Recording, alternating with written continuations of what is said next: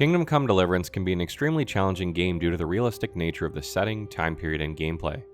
Early on, players can be overwhelmed easily by all the tutorial messages thrown their way, not to mention the amount of reading each entails, and so they may get frustrated or give up.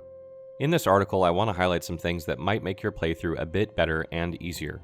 If you're a new player or a beginner or you're just getting started, this guide is for you. The first thing you need to learn about Kingdom Come Deliverance is how to save the game. This might seem obvious, but it's handled differently in Kingdom Come Deliverance than in other games. First, the game will save automatically when you pick up a new quest or when you sleep in your own bed, bathhouse, or at an inn. It will also save during longer quests after completing certain objectives. You want to keep an eye out for this because it's easy to miss the text indicating the game has saved. Secondly, you can manually save if you have the food item Save Your Schnapps. You'll be given a couple by Bianca near the start of the game, but you can purchase more from innkeepers and some traders, or you can craft them.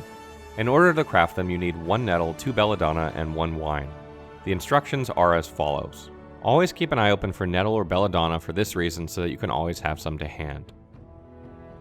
Keeping your armor and clothing in fine order helps to keep your charisma stat up and helps with persuasion when trying to convince people. If you see the mud icon on a few or more of your clothes, look for a wash trough to clean up to improve this stat. They are all over the place, or you can find a bathhouse and spend some coin to get an added bonus. After you've played the game a bit, you'll start seeing these pots all over the place and you can eat from them for no cost. The game has them strategically placed just for you, so keep an eye out for them and use them when you can, even if you overeat a little so you don't get hungry mid some long quest. Keep in mind you can only use them once before they have some sort of cooldown, so be sure to use them only if you need them. Without spoiling too much, the first few hours of the game are extremely linear and you are meant to be an ineffective peasant who doesn't know his arse from his elbow. You can't fight well, craft well, pickpocket, lockpick, use a bow, or equip your horse with gear until later on in the game. Stop wondering how to do these things and just get through the prologue and you will learn how to do them in due time. You'll know when you're finished because a cinematic will play and it will introduce the major players from Warhorse who have worked on the project. The game will give you an extremely brief tutorial on lockpicking and pickpocketing not long after completing the prologue, and both are challenging, but lockpicking is extremely difficult. Easy locks are not easy at all, and I strongly recommend that you skip the practice chest and save your lockpick for the quest your trainer gives you, the Good Thief. Save before you must pick locks in order to preserve this one lockpick you have, because as soon as you complete this quest you will gain access to many more lockpicks for cheap. Lockpicking does get easier as you level up, but I suggest doing so only after you've completed this quest. Use the guide below if you need help. As soon as you have finished the Good Thief, I strongly suggest heading to Rattay Castle and advancing the main quest, so that you can train with Captain Bernard.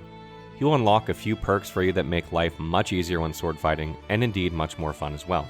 He also gives you a much needed tutorial in these techniques, as you will sorely need it by this point.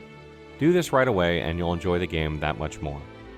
I highly recommend that after training with Bernard you continue on the main quest until you at least get to the quest The Hunt Begins. This will get you your first horse and allow you to travel much faster. Once you get your horse, head to Merhojed, which is west of Talmberg, or finish The Hunt Begins in Neohof, and purchase some saddlebags for your horse along with some spurs that will allow you to control your horse much better. This will free up storage space as well because you can store things on your horse, and don't forget to deck out your horse with a caparison. You gain levels fairly regularly in so many things it can be overwhelming, but be sure you scroll through your stats and skills often and select perks to help you become more powerful. If you don't like what you can choose from, simply hold off until some more become available and choose from those. A few I would strongly recommend early on are Mule 1, Salted and Smoked, Heavy Duty Pony, Lasting Lockpicks, and Rain Man. You will not just become super powerful in Kingdom Come Deliverance by playing the game and doing quests. You'll get stronger of course, but you must actively seek out activities that improve them. For example, you must hunt to improve your hunting skill or it will never increase without paying gold to be trained. There are many activities that will pay you for doing these things, so find them so you can earn coin while you improve. One example is the activity Delicacies, which pays you for meat from animals you hunt. Another is Sparring with Captain Bernard, which increases combat skills due to fighting. Practice. Stay tuned for more Kingdom Come Deliverance coverage throughout February, and be sure to check out our review if you haven't already.